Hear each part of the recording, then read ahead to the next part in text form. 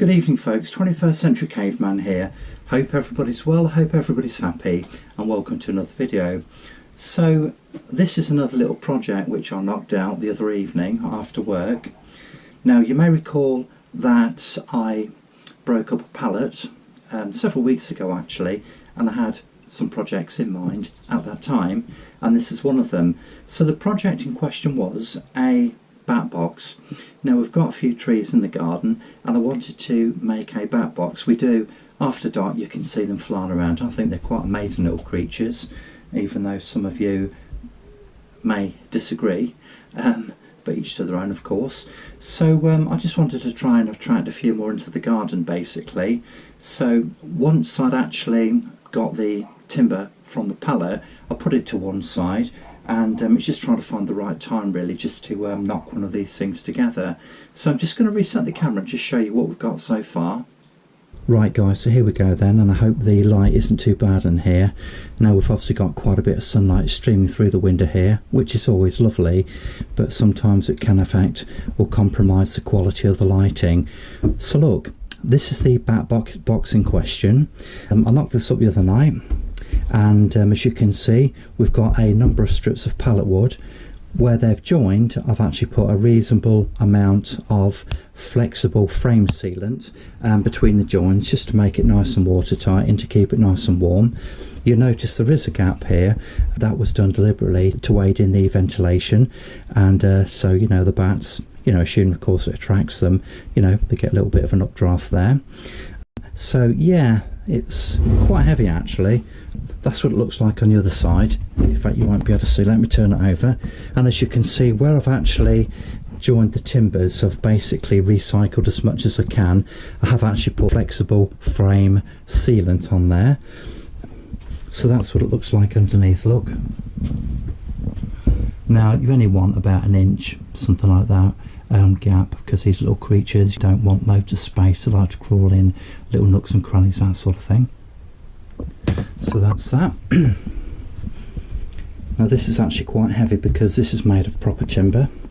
Now you'll be able to see that I came to the end of a cartridge actually of sealant, and so I just decided to smother it or smear it around all of the edges just to make it more waterproof basically.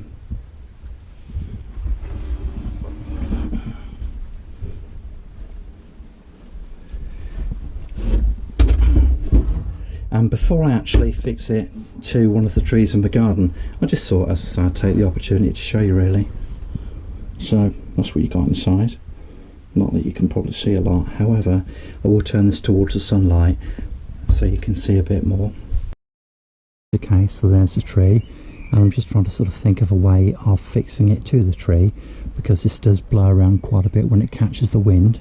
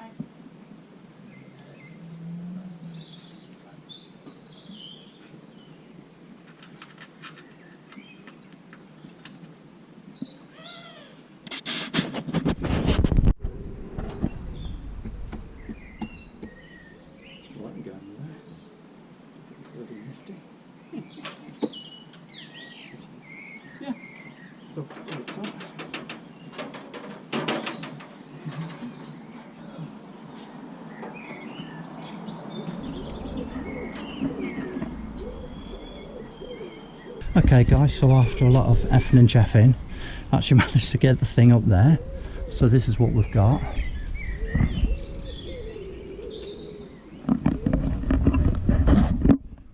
So just put a little 90-degree L bracket underneath there, look, just to take some of the weight, screwed it in.